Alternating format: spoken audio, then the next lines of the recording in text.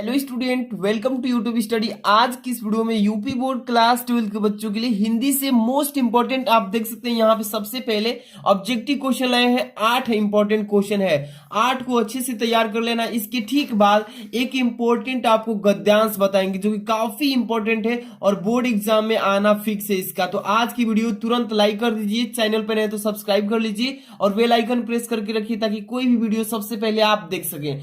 तो चलिए सबसे पहले इसमें हम करेंगे क्वेश्चन जो बहुविकल्पीय क्वेश्चंस हैं, इसको पहले 8 को कर लेते हैं। ठीक इसके बाद गद्यांश वाले क्वेश्चन को करेंगे। ओके, और इसका पीडीएफ भी मैं आपको देने वाला हूं, तो वीडियो को पूरा देखिएगा तब जानकारी मिल जाएगा।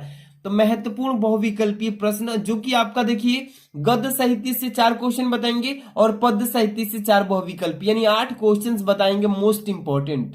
तो देख सकते हैं इसमें फर्स्ट नंबर जो क्वेश्चन लिया गया है, इसमें देख सकते हैं कि निम्नलिखित में से कन्हैया लाल मिश्र प्रभाकर की रचना है। यहाँ पे 4 ऑप्शन है, चारों में से देख करके आपको बताना है कौन सा कन्हैया लाल मिश्र जी की क्या है रचना है। अब यहाँ पे लिखा है उरु ज्योति, इसके बाद है अग्नि की उड़ान, इसके बाद है महके आंगन चहके द्वार, इसके बाद है मेरे विचार। तो देखिए निम्नलिखित मतलब चारों में से कन्हैया लाल मिश्र जी प्रभाकर के द्वारा जो रची गई रचना है वो महके आंगन चहके द्वार। ये जो तीसरा ऑप्शन है ग नंबर वाला, यही है इस प्रश्न का सही जवाब। ठीक है ना। एक एक क्वेश्चन आप लोग के लिए बहुत ही महत्वपूर्ण, बहुत ही टाइम से इसको दे करके मेहनत से लिखा गया है, तो तैयारी आपकी जिम्मेवारी है, अच्छे से कर लेना। दूसरा क्वेश्चन देखिए, भारत की एकता के लेखक कौन है? भारत की एकता के लेखक कौन है? हरिशंकर प्रसाद जी, वासुदेव सड़गरवाल, प्रोफेसर जी सुंदर रेड्डी, और यहाँ पे लिखा है डॉक्टर हजारी प्रसाद द्विवेदी। तो जितने भी बच्चे को मालूम है कमेंट में भी अपना आंसर बताते चलिएगा। भारत की एकता के जो लेखक हैं वो वासुदेव सड़गरवाल जी हैं। कौन है? वासुदेव सड़गरवाल। इसके बाद अगला क्वेश्चन देखेंगे, यहाँ पे तीसरा नंबर देखिए क्या लिखा गया है, दीप जले शंख बजे। ये जो विधा है किस पर आधारित है? रेखा चित्र पर या ललित निबंध पर या यात्रा वृतांत पर या संस्मरण पर। तो सभी बच्चे को मालूम है कि देखिए दीप जले शंख बजे विधा जो है ये संस्मरण है। क्या है? एक संस्मरण। इसके बाद अगला क्वेश्चन देखेंगे, इसमें 4 नंबर वाला। ध्यान से देखिए, प्रेमचंद की कहानी का नाम बताइए। प्रेमचंद जी की कहानी जो है कौन सी? कौफन है, गुंडा है, या रोज है, या चीफ की दावत है। तो इसका करेक्ट आंसर हो जाए कौफन। जितने भी बच्चे को मालूम है कौफन, उन सब का सही है। प्रेमचंद की कहानी का नाम क्या है? कौफन है। अगला क्वेश्चन देखेंगे, 5 नंबर क्वेश्चन देखिए, यहाँ पे क्या लिखा गया है कि खड़ी बोली का प्रथम महाकाव्य है। खड़ी बोली का प्रथम महाकाव्य कौन सा है? वैदेही वनवास है कि प्रिय प्रवास, साकेत है या कमायनी है? तो याद रखिएगा खड़ी बोली का प्रथम महाकाव्य की बात करेगा तो प्रिय प्रवास होगा। क्या होगा? प्रिय प्रवास। ये वाला जो ख नंबर ऑप्शन है ये सही हो जाएगा। ठीक है।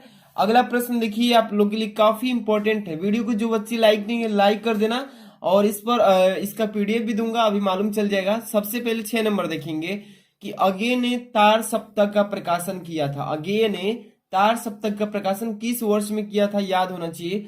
1947 ईस्वी में, 1943 में, 1950 में और 1931 में। तो अगे ने तार सप्तक का प्रकाशन वर्ष यानी प्रकाशन किया था उस समय 1943 का समय चल रहा था, यानी कि 1943 जो ऑप्शन दिया है ख नंबर, ये हो जाएगा इस प्रश्न का सही जवाब।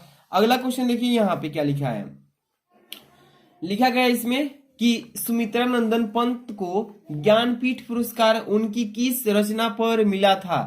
देखिए सुमित्रा नंदन पंत को ज्ञानपीठ पुरस्कार उनकी किस रचना पर मिला था? लोकायतन पर या युगांत पर या कला और बूढ़ा चंद पर या चिदम्बरा पर? तो सुमित्रा नंदन पंत जी को ज्ञानपीठ पुरस्कार उसके चिदम्बरा वाला पर मिला था। ठीक है, चिदम्बरा रचना पर। ठीक है ना। इसके बाद अगला क्वेश्चन चलेंगे, देखिए काफी इंपॉर्टेंट क्वेश्चन सेलेक्ट किए गए हैं। यहाँ पे 8 नंबर देखिए लिखा है कि विनय पत्रिका किस काल की रचना है? विनय पत्रिका किस काल की रचना है? देखिए यहाँ पे लिखा है आदिकाल, यहाँ पे भक्ति काल, रीति काल, आधुनिक काल। तो याद रखिएगा कि विनय जो पत्रिका ये भक्ति काल की रचना है। कौन सी? भक्ति काल की। तो यहाँ पे जो है ख नंबर ऑप्शन सही हो जाएगा। तो आज की इस वीडियो में टोटल हमने 8 बहुविकल्पी क्वेश्चंस बताए हैं। ठीक है, देख रहे हैं ना 8 क्वेश्चंस। अब इसके बाद हम लोग करने वाले हैं आपके महत्वपूर्ण, यहाँ पे देख सकते हैं गद्यांश। इसको अच्छे से तैयार करके ही जाना। ठीक है, पेपर में ये 100% पूछा भी जा सकता है। तो देखिए यहाँ पे क्या लिखा गया है, कहते हैं दुनिया बड़ी भुलक्कड़ है, कहते हैं दुनिया बहुत ही बड़ी भुलक्कड़ है, केवल उतना ही याद रखती है जितने से उसका स्वार्थ साधता है, बाकी को फेंक कर आगे बढ़ जाती है, बाकी को फेंक कर आगे बढ़ जाती है, शायद अशोक से उसका स्वार्थ नहीं साधा, क्यों उसे वह याद रखती, सारा संसार स्वार्थ का अखाड़ा ही तो है।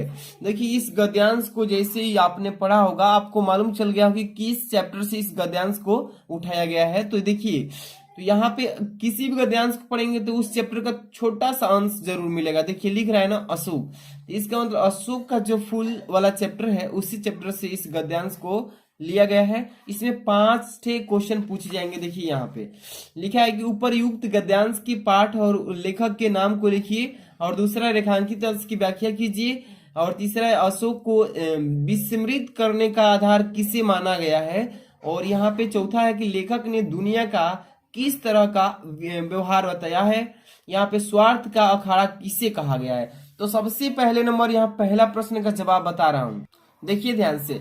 सबसे पहले गद्यांश का यहाँ पे संकेत लिख लेंगे, संकेत लिख लेंगे ना, शुरू से 2-3 वर्ड उठा के बीच में डॉट डॉट डॉट करके लास्ट में से यहाँ पे देखिए अखाड़ा ही तो है, यहाँ पे अखाड़ा ही तो है, ऐसे लिख लेंगे। पहला प्रश्न उपरयुक्त गद्यांश के पाठ और लेखक का नाम लिखिए। यहाँ पे देखिए सबसे पहला क्वेश्चन लिखा गया है ना कि पाठ का नाम जो है अशोक के फूल।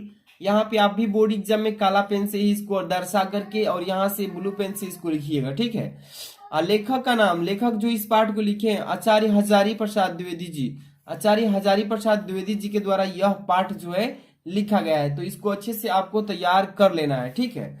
अब देखिए इसके बाद इसमें आप चाहेंगे तो इसका संदर्भ भी हेडिंग डाल करके लिख सकते हैं। अगर इस तरीके से नहीं लिखना चाहते हैं तो यह गद्यांश हमारी पाठ्य पुस्तक किस अशोक के फूल पाठ से अवतरित आचार्य हजारी प्रसाद द्विवेदी द्वारा रचित ये जो है मतलब रची गई है। तो यहाँ पे उस तरीके से संदर्भ लिख सकते हैं। यहाँ पे अगला क्वेश्चन देखिए, रेखांकित अंश की व्याख्या कीजिए।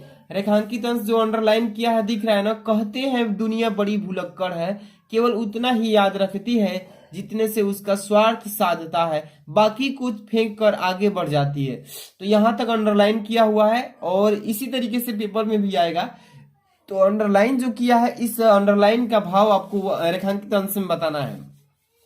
देखिए यहाँ पे 2 नंबर क्वेश्चन के यहाँ पे रेखांकित अंश की व्याख्या हेडिंग डालेंगे, इस तरीके से लिखेंगे। क्या लिखना है कि द्विवेदी जी कहते हैं, जिन्होंने लिखा है इस चैप्टर को वही कह रहे हैं। द्विवेदी जी यानी कि लेखक कहते हैं, द्विवेदी जी कहते हैं कि यह संसार बड़ा ही स्वार्थी है, मतलब कि स्वार्थी है। अब देखिए यह उन्हीं बातों को याद रखता है, यह उन्हीं बातों को याद रखता है जिनसे उनका कोई स्वार्थ सिद्ध होता है, स्वार्थ सिद्ध होता है यानी काम बन जाता हो, अन्यथा व्यर्थ की स्मृतियों से यह अपने आप को बोझिल नहीं बनाना चाहता है, बोझिल नहीं बनाना चाहता यानी बेकार के चीजों से मतलब नहीं रखना चाहता है।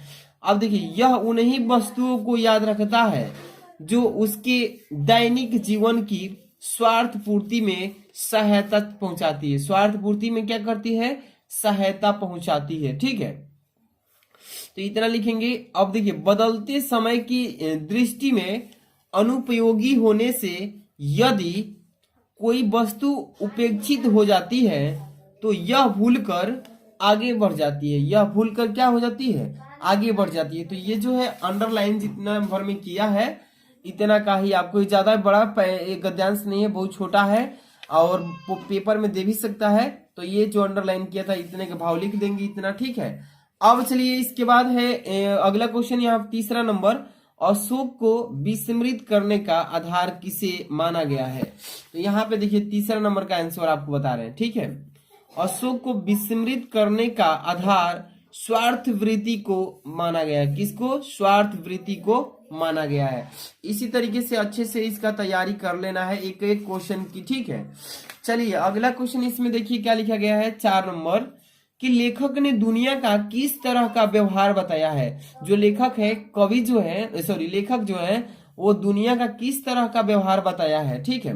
तो चलिए यहाँ पे देखिए, यहाँ पे 4 नंबर क्वेश्चन के आंसर कि लेखक ने इस दुनिया के व्यवहार को इस तरह का बताया है कि यदि केवल उतना ही याद रखती है, यदि कहेंगे कि यह केवल उतना ही याद रखती है जितने से इसका स्वार्थ साधता है, जितने से इसका स्वार्थ साधता है, बाकी को छोड़कर यानी भूलकर आगे बढ़ जाती है। ठीक है, यही हो जाएगा इसका उत्तर।